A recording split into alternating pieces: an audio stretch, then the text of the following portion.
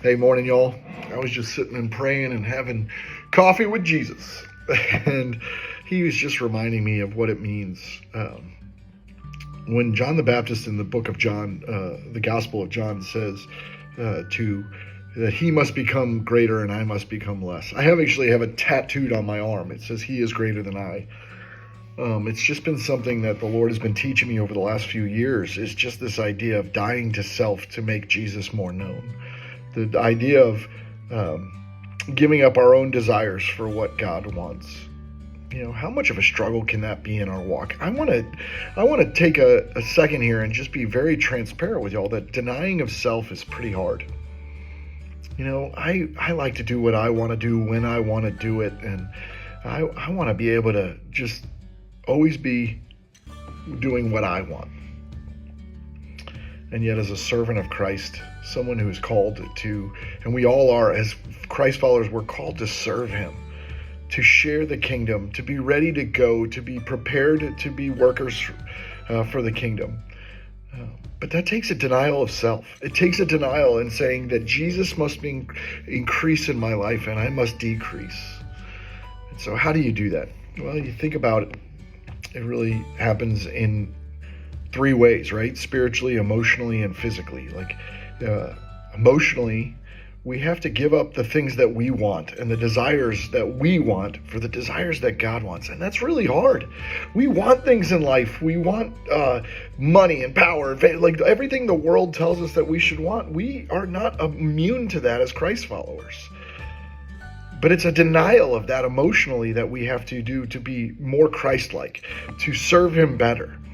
Spiritually, that means we have to give up time to learn more about him, to spend time with him, to read his word, to pray.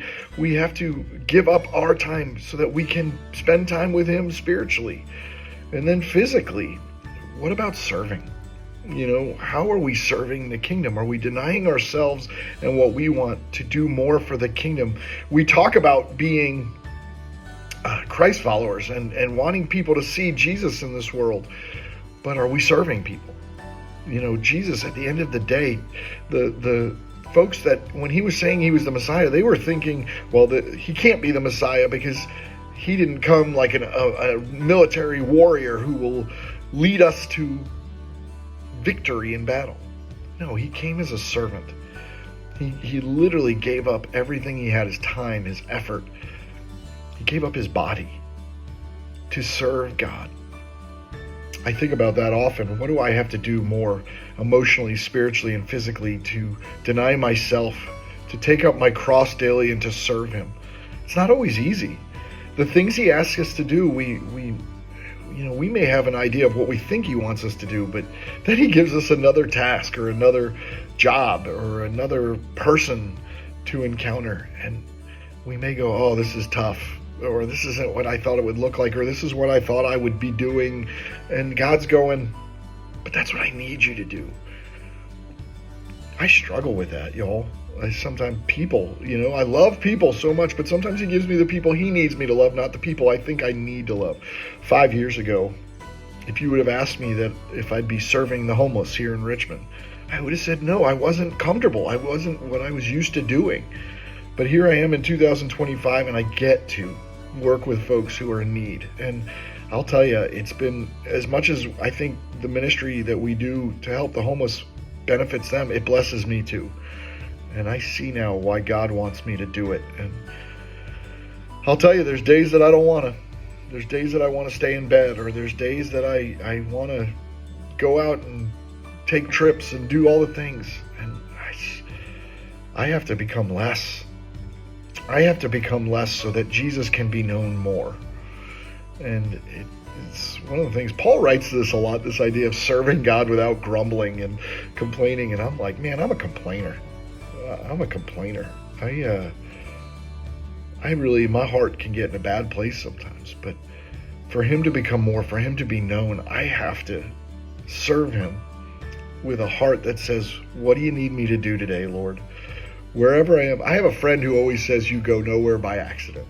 And I've lived by that. Like, where you are today is right where God needs you.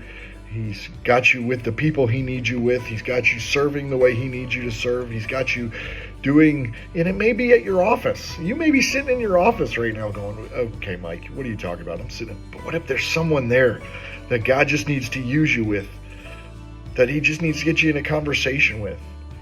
Are you willing to say, I'm here for a purpose, and it's a kingdom purpose, and here I am, Lord, send me, just that denial of self for the work of the kingdom. That's something I'm working on and I'm not great at.